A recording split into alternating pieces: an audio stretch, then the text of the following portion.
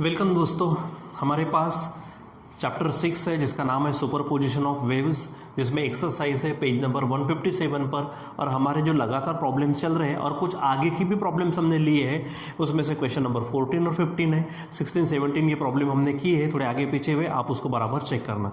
तो चलो देखते हैं, यहाँ पर हमारे पास है क्वेश्चन नंबर 14। देखो क्या है उसके आंसर्स में हम जाते हैं। पहले तो जो गिवन डेटा है वो गिवन डेटा लिख लेंगे, क्योंकि जैसे कि मैंने आपको कहा है इसके पहले भी, ठीक है, कि आपको करना क्या है कि सबसे पहले गिवन मटेरियल, उसके बाद में क्वेश्चन क्या पूछा है वो, और उसके बाद में आप वहाँ पर जो भी कनेक्शन बनता है वो कनेक्शन देखना है। ठीक है, तो गिवन डेटा, चलो 2 wires of the same material and same cross section are stretch on the sonometer. ठीक है, 2 वायर है जिसका मटेरियल भी सेम है और एरिया ऑफ क्रॉस सेक्शन भी। आप बोलेंगे एरिया ऑफ क्रॉस सेक्शन, जैसे ये वायर है मान लो, तो ये उसकी लेंथ हो गई। और जब मैं कोई भी एंड चाहे इधर से चाहे इधर से अगर आप बताते हो तो आपको ये थोड़ा सर्कुलर टाइप नजर आएगा। ठीक है, तो ये जो पार्ट होता है इसको हम क्रॉस सेक्शन बोलते हैं। तो ये भी सेम है, मतलब वायर की मोटाई भी सेम है, यानी थिकनेस भी सेम है और मटेरियल भी सेम है। तो इससे ये फायदा होता कि इसकी जो लीनियर डेंसिटी है वो सेम रहती है। ठीक है, यानी दोनों वायर की लीनियर डेंसिटी कैसे है, सेम। लीनियर डेंसिटी को हमने m से बोला था। ठीक है बच्चों, बस 2 सेकेंड मुझे दीजिए, क्योंकि मैंने मोबाइल को हमारे डू नॉट डिस्टर्ब पे लगाया नहीं। बस 2 सेकेंड। ओके बच्चों, तो यहाँ पर मैंने डू नॉट डिस्टर्ब पे लगा दिया, क्योंकि अगर बीच में कॉल आ जाता तो वीडियो बेवजह का इंटरप्ट होता है, करप्ट हो जाता है। ठीक है, यहाँ पर मैं कह रहा था आपसे कि यहाँ पर उन्होंने वायर का मटेरियल और क्रॉस सेक्शन सेम दिया, मतलब उनकी जो लीनियर डेंसिटी है दोनों की सेम है। ठीक है, आगे बढ़ते हैं। दोनों को कहाँ पे लगा दिया उन्होंने, सोनोमीटर पर। आगे है 1 wire is loaded with 1.5 kg, यानी उन्होंने पहले वायर को जो लोड लगाया वो कितना है हमारे पास में 1.5 kg। तो मैं इसको क्या देते हूँ, नाम दे देता हूँ टेंशन पहले वायर के लिए, इसलिए T1। तो ये है 1.5 kg। आप इसको आगे बढ़ाकर 1.5 इंटू 9.8 न्यूटन आप लिख सकते हो। इसके पहले मैंने आपको बताया क्यों लिखा जाता। ठीक है, आगे other is loaded with 6 kg। दूसरा वायर है, उसका जो टेंशन है उसको लोड लगा दिया गया, उसको मैं T2 नाम देता हूँ, वो 6 kg है। इसको भी मैं ऐसा लिख दूँ 6 इंटू 9.8 न्यूटन। चलो आगे बढ़ते हैं। The vibrating length of first wire के लिए वाइब्रेटिंग लेंथ मैं उसको L1 नाम दे देता हूँ, और वो दी है 60 सेंटीमीटर, मतलब 0.6 मीटर। ठीक है, चलो आगे। The vibrating length of the first wire is 60 centimetre and its a fundamental frequency. पहले वायर की fundamental frequency of the vibration is the same as that of second wire, यानी दोनों वायर की फंडामेंटल फ्रीक्वेंसी भी क्या है, same है। यम भी क्या है, सेम है। ध्यान दो। ठीक है, अब calculate the vibrating length of the other wire, यानी आपको निकालना है यहाँ पे L2 निकालना है। ठीक है, और जो दिया है वो आपका सब यहाँ पर है। ठीक, तो चलो डायरेक्ट फंडामेंटल फ्रीक्वेंसी पे आ जाओ। तो fundamental frequency of wire is given by क्या फार्मूला है, n is equal to 1/2L root of T/m है ऐसा। अब क्या आप करते बच्चों, यहाँ पर मैं स्क्वायर कर लेता हूँ पहले, यानी स्क्वेयरिंग बोथ साइड्स। ठीक है, मैं रिलेशन किस में लगाना चाहता हूँ, देखो यहाँ पे टेंशन है और लेंथ है, इसी के बीच में हम रिलेशन लगाते हैं, तो स्क्वेयरिंग बोथ साइड्स। ठीक है, तो चलो इधर में भी होगा n², आगे होगा 1/2 का 4, और यहाँ पे L² साथ में T/m होगा, क्योंकि यहाँ पे स्क्वायर रूट कैंसिल हो जाएगा। अब मैं L को इधर भेज देता हूँ, तो ये L² इधर आएगा। L², एक काम कर सकते हैं बच्चों, इसकी आवश्यकता नहीं है, क्योंकि मुझे L और T में तो रिलेशन लगाना है, तो L और T में ही अगर रिलेशन लगाना है तो यही से हम लगा सकते हैं। देखो ये L को आप इधर लेके आइए। ठीक है, इधर बचेगा 1/2, N नीचे जाएगा, और रूट ऑफ T/m। और थोड़ी देर पहले मैंने कहा m, यानी ये m और ये जो n है ये सेम है, रही बात 2 की वो तो नंबर है, तो बचा कौन, L और T, लेकिन रूट में। इसका मतलब ये 2, ये n, ये m को छोड़ दो, तो हम यहाँ पे प्रोपोर्शन लगा सकते हैं। So L is directly proportional to root of T हो जाएगा ऐसा। तो ये आपको ध्यान में रखना है। अब आपको L1 L2 है तो L2 चाहिए, तो रेशो ले लो इसका। सो L2 अपॉन L1, तो इधर में क्या होगा, क्योंकि डायरेक्ट प्रोपोर्शन है तो यहाँ पर होगा T2 अपॉन T1। ठीक है, चलो अब इसमें वैल्यू रख दो आप। देखो T2 कितना है हमारे पास, ये है 6 इंटू 9.8, ठीक, अपॉन नीचे में T1 देखो ये है 1.5 इंटू 9.8, ठीक है। ऊपर से ये L2 है और L1 है हमारे पास में, L1 ये है 0.6, ठीक है। अब सॉल्व करो तो ये L2 इज इक्वल टू, देखो 9.8 कैंसल, ये 1.5 है, पॉइंट गया तो ऊपर में 60 होंगे और 60 को 15 से डिवाइड करो तो यहाँ पर √4 होगा इंटू ये 0.6 इधर, ठीक है। अब ये स्क्वायर रूट बनेगा 2 इंटू 0.6 और फाइनल आंसर होगा यहाँ पर L2 इज इक्वल टू 2 से मल्टीप्लाई कर दो तो 12 यानी 1.2 मीटर। और ये जो L2 है, ये L2 क्या है, ये जो पूछा था वो calculate vibrating length of other wire, यानी यहाँ पर होगा। सो क्या बोलेंगे हम, vibrating length of other wire is equal to L2 और L2 है 1.2 मीटर, ठीक है बच्चों। तो इस प्रकार से आपको ध्यान में रखना है, ठीक। चलो अब देखते हैं हम नेक्स्ट क्वेश्चन जो कहा है। देखो ये 15 क्वेश्चन है हमारे पास, बराबर आप इसको बराबर सॉल्व करिए। देखो अ pipe closed at one and, सबसे पहले ध्यान में रखना पाइप क्लोज है।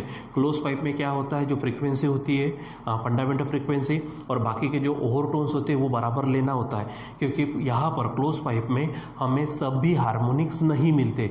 We get only odd harmonics for the pipe close at one end, ये ध्यान में रखना है आपको। यानी पहले n मिलेगा, फिर 3n, फिर 5n, फिर 7n, ऐसा, ठीक है। Can produce overtones of the frequencies, देखो 1, 2 एंड 3, ऐसे आपको 3 ओवरटोन दिए तो हम यहाँ पे लिख दें, ठीक है। For pipe closed at one and, क्या दिया है, गिवन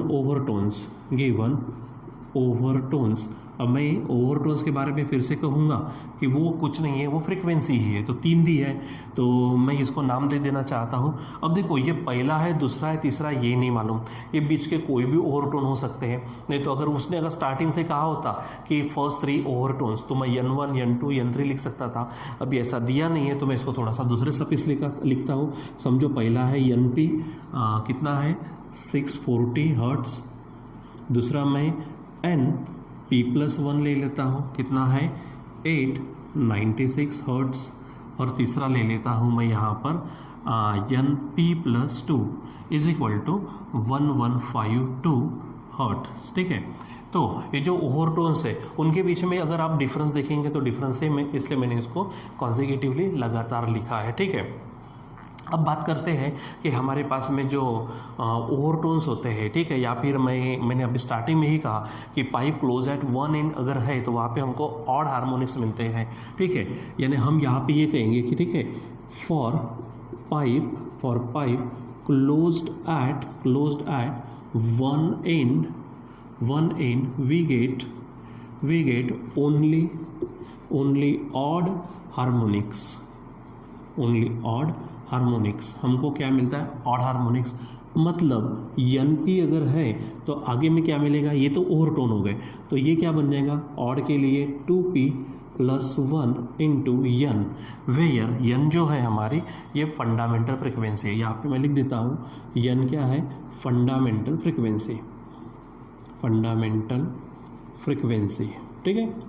तो अब ये हो जाएगा। So NP is equal to 2P+1 into N, इसको मैं इक्वेशन 1 कहता हूँ। और आल्सो, ठीक है, दूसरा कौन है हमारे पास में, जैसे NP है तो वो क्या होगा 2P+1, क्यों, क्योंकि ये देखो P अगर 1 है, एग्जाम्पल P 1 है तो 1 इंटू 2+1 क्या होगा 3। अगर P मैंने 2 ले लिया तो 2 2 ज़ा 4, 4+1 5, यानी हमको क्या मिल रहा है, सिर्फ ऑड, ठीक है। तो NP के लिए ये हो गया। अब मैं एक और ले लेता हूँ NP+1, तो फार्मूला फिर से क्या बनेगा 2, अब P के जगह पे क्या आएगा P+1 इंटू N होगा। चलो तो इसको थोड़ा सॉल्व कर लो तो क्या बन जाएगा, ये देखो 2P+2 1 ज़ा 2+1 N, इसलिए 2P+3 साथ में N होगा। इक्वेशन सेकेंड, ठीक है। अब आप इन दोनों को क्या करो, डिवाइड कर दो, ठीक है। यानी क्या होगा, फ्रॉम फर्स्ट एंड सेकेंड, ठीक है। सो आप ले लो यहाँ पे N P upon N P plus one है इज इक्वल टू, तो एन पी क्या है हमारे पास 2p प्लस वन और एन पी प्लस वन क्या है 2p प्लस थ्री। अब देखो एन पी की वैल्यू कितनी रखी हमने 640, तो ये है 640 upon N P plus one कितना है हमारे पास में 896, ठीक है, इज इक्वल टू, तो यहाँ पे 2p प्लस वन है और ये तो लिख लो यहाँ पे 2p plus one upon 2p plus three. अब इसको थोड़ा मैं सिंप्लीफाई करना चाहूँगा यहाँ पर, तो ये 640 है अपॉन ये है 896।